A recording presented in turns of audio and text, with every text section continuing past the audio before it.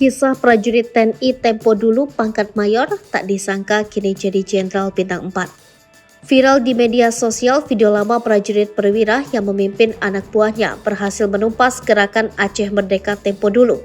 Video ini dapat dilihat di akun postingan infokomando.official. Namun yang mengejutkan, ternyata prajurit perwira itu adalah Jenderal Dudung tempo dulu. Tampak dalam caption tertulis keterangan flashback Jenderal Dudung yang saat itu masih berpangkat mayor diwawancarai oleh stasiun TV swasta terkait keberhasilan anak buahnya menembak mati 2 anggota gerakan Aceh Merdeka. Sosok Jenderal Dudung memang sejak dari dulu dikenal dan pemberani. Wajar jika karirnya di militer berjalan mulus lantaran ditunjang dengan kinerjanya yang sangat baik.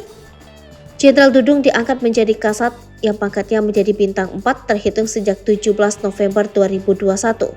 Sebelumnya, Jenderal Dudung menjabat sebagai Panglima Kostrat dan juga menjadi sebagai Pangdam Jayakarta.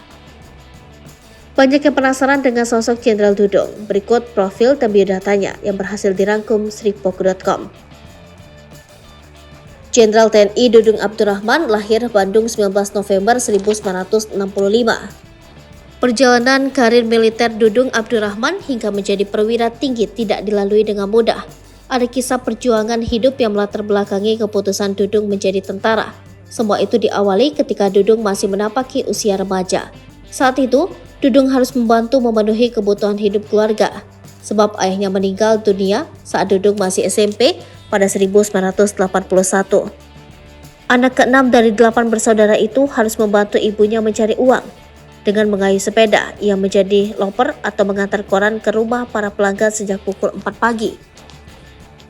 Selesai mengantar koran sekitar pukul 8, Dudung mesti membantu ibunya menjajakan kue klepon di lingkungan Kodam 3 Siliwangi, Jawa Barat. Dudung sengaja memilih sekolah di siang hari supaya ia bisa membantu ibunya. Lantaran hampir setiap hari mengantar kue, Dudung akhirnya dikenal oleh tentara yang berjaga di depan pintu. Ia kerap nyelonong masuk ke dalam ruangan. Namun suatu hari, ketika hendak mengantarkan kue, penjaga yang bertugas merupakan tentara baru yang belum mengenal Dudung.